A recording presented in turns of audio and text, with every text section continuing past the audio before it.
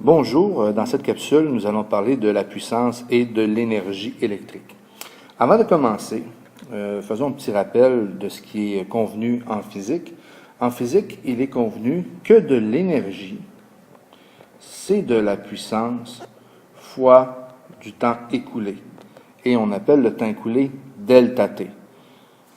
Si j'isole la puissance, donc ici c'est la puissance, si j'isole cette puissance, la puissance va être égale à de l'énergie sur du temps écoulé. Donc, à partir de ces deux constatations-là, nous allons regarder ce qui se passe du côté électrique. Pour l'évaluation de la puissance, nous allons supposer une source qui débite, disons, un courant de 5 ampères et qui a une tension électrique de 20 volts. Avec ces deux informations-là, pouvons-nous évaluer la puissance? Bon, j'ai l'ampère et j'ai le volt. Mais on se souviendra que l'ampère, c'est une unité dérivée. Un ampère, c'était aussi 1 coulomb par seconde. Donc, de dire que j'ai 5 ampères, c'est de dire que j'ai 5 coulombs par seconde. 20 volts aussi, le volt est une unité qui est dérivée. Elle vient d'autre chose. On l'avait déjà établi comme étant des joules par coulomb. Maintenant, si on multipliait justement notre tension électrique par notre courant électrique, qu'est-ce qu'on observerait? Eh bien, j'observerais la chose suivante. Numériquement, 5 fois 20, ça me donnerait 100. Des coulombs par seconde, multiplié par des joules par coulomb. Qu'est-ce qui se passe? Les coulombs se biffent. Nous retrouvons donc 100 joules par seconde. Dans le tableau précédent, nous avions dit que la puissance, c'était de l'énergie par le temps écoulé. Est-ce que des joules, c'est de l'énergie? La réponse, elle est oui, c'est de l'énergie. Et est-ce que des secondes, c'est du temps écoulé? Notre réponse est oui. Donc, le joule par seconde se trouve à être de la puissance électrique. Encore une fois, joule par seconde, ce n'était pas pratique. Nous avons donc décrété que 1 joule pendant 1 seconde, c'était égal à 1 watt. Nous retrouvons donc maintenant que le 100 joules par seconde pourrait s'écrire 100 watts. Donc, le watt électrique, 1 watt, ça se trouve à être égal à 1 joule par seconde. Mais comment avions-nous trouvé notre joule par seconde? Nous avions multiplié des ampères fois des volts. Donc, 1 watt aussi peut être écrit comme étant 1 volt fois 1 ampère.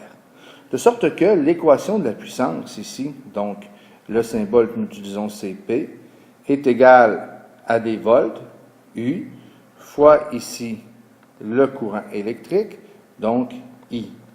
Nous trouvons donc l'équation de la puissance électrique. Donc, si j'ai une source qui a 2 ampères et une tension de 10 volts, je vais pouvoir dire que la puissance en watts va être égale à 2 ampères multiplié par 10 volts. Donc, je vais avoir ici 20 volts ampères ou 20 watts. Donc, si on rappelle un peu ce qu'on a dit depuis le début de cette capsule, on a dit tantôt que de l'énergie, c'était de la puissance fois du temps, delta T, et on a dit que de la puissance, c'était égal à U fois I, c'est des volts fois des ampères. Si on combine ces deux-là, nous allons obtenir une troisième relation. Donc ici, j'ai l'énergie, donc je vais l'écrire. Donc ici, l'énergie est égale à, ici, la puissance. Mais la puissance, c'est aussi égal à UI. Donc ici, au lieu de marquer P, je vais marquer UI. Donc nous allons marquer UI.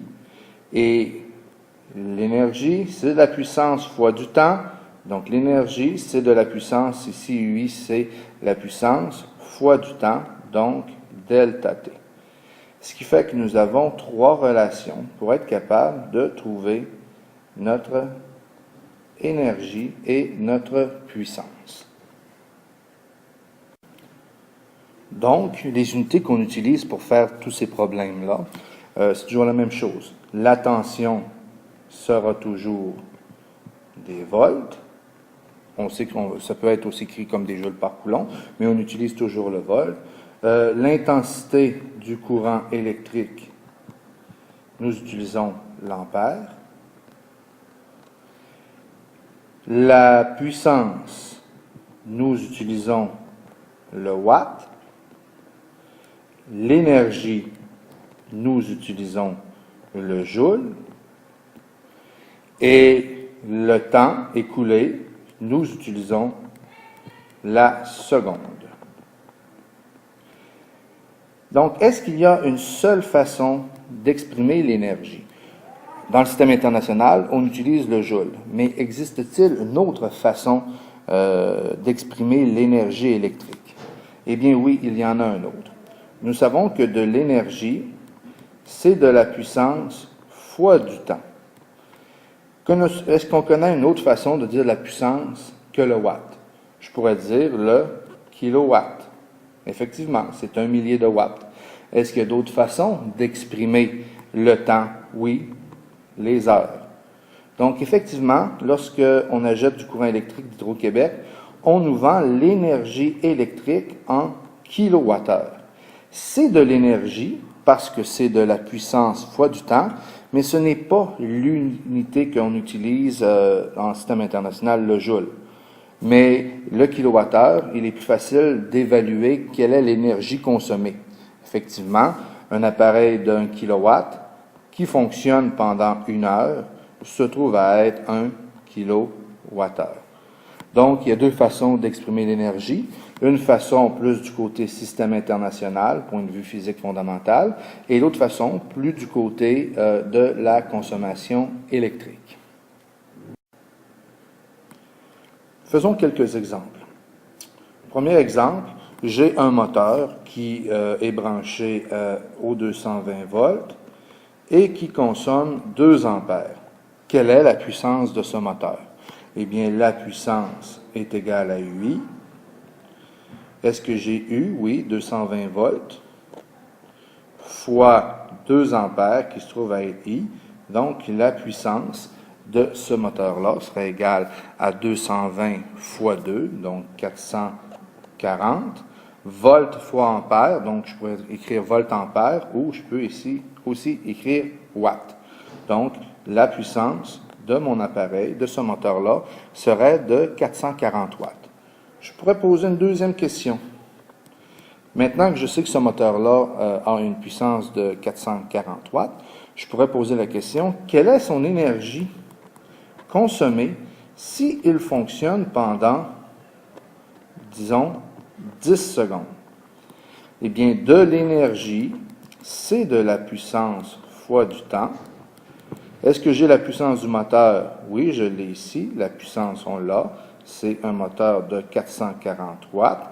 Est-ce que j'ai le temps pendant lequel il a fonctionné? Oui, pendant 10 secondes. Donc ici, je vais faire 440 fois 10. Ça va me donner 4400 watts fois seconde. Ben, on avait établi que des watts fois des secondes, ce sont des joules. Donc, ce moteur consommerait 4400 joules. Pour terminer, faisons un dernier exemple. Supposons que j'ai l'ampoule de 100 watts qui fonctionne pendant 24 heures. Je pourrais me poser la question, quelle est l'énergie de cette ampoule? Eh bien, pour faire le problème, la relation elle est simple, c'est que l'énergie est égale à la puissance fois du temps. Sauf qu'ici, la puissance, quand on fait un problème pour avoir une réponse en joules, la puissance doit toujours être en watts, c'est le cas ici, et le temps doit toujours être en secondes. Sauf qu'on voit bien que 24 heures, ce n'est pas des secondes. On doit donc transformer 24 heures en secondes. Dans 1 heure, il y a 60 minutes de 60 secondes. Donc, dans une heure, il y a 3600 secondes. Donc, pour savoir le nombre de secondes dans une journée, nous devons faire 24 fois 3600, je le fais sur ma calculatrice, ce qui va nous donner 86 400 secondes. Nous pouvons donc maintenant calculer quelle est l'énergie consommée par cette ampoule. Donc, l'énergie, c'est de la puissance, donc ici j'ai 100 watts, fois le temps, 86 400 secondes, ce qui va nous donner, donc si je le fais, je multiplie, ça va nous donner ici 8 640 000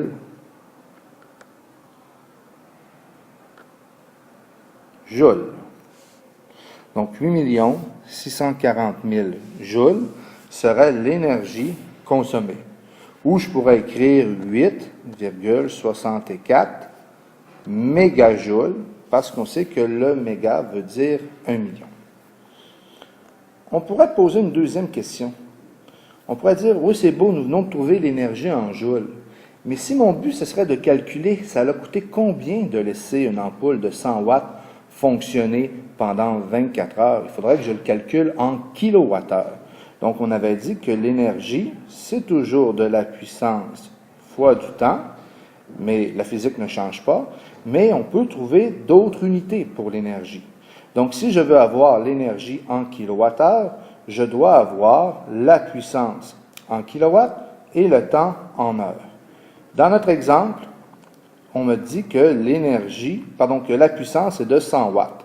100 watts, ce n'est pas des kilowatts. Je dois donc le transformer. Donc, 100 watts divisé par 1000 va me donner 0,1 kilowatts, multiplié par le delta T, donc ici le temps en heures, pour avoir des kilowattheures, fois 24 heures. Ce qui fait que l'énergie en kilowattheures serait égale à 0,1 multiplié par 24, ça me donnerait 2,4 kilowattheures. Donc, ce serait l'énergie consommée par une ampoule de 100 watts laissée ouverte pendant 24 heures.